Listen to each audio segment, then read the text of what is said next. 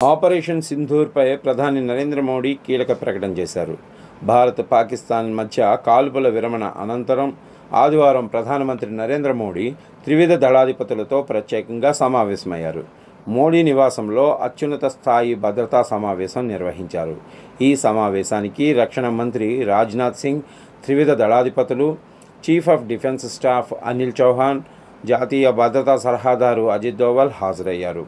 ఈ సందర్భంగా ప్రధాని మోడీ మాట్లాడుతూ ఆపరేషన్ సింధూర్ ముగియలేదని అన్నారు. పాకిస్తాన్ మళ్లీ కాల్పులు జరిపితే భారత్ కూడా తిరిగి అదే స్థాయిలో కాల్పులు జరుపుతుందని, ఇందులో ఎటువంటి మార్పు లేదని స్పష్టం చేశారు. ఈ మేరకు త్రివిధ దళాలకు కూడా కీలక ఆదేశాలు జారీ చేశారు. కాశ్మీర్ విషయంలో భారత వైఖరి ఎప్పుడూ ఒకే విధంగా ఉంటుంది అన్నారు. భవిష్యత్తులో ఉగ్రదాడులు జరగకుండా ఉండాలంటే పీఓకేను భారత్కు అప్పగించడం తప్ప మరో మార్గం లేదని సంచలన వ్యాఖ్యలు చేశారు. కాశ్మీర్ విషయంలో ఇంతకు మించి మాట్లాడేదేం లేదని అన్నారు. పీఓకే అంశంలో మధ్యవర్తులు మాట్లాడొద్దు అని వార్నింగ్ ఇచ్చారు. పహల్గాం ఉగ్రవాదులను అప్పగించే విషయంపై పాకిస్తాన్ మాట్లాడితే తాము కూడా మాట్లాడతామని అన్నారు.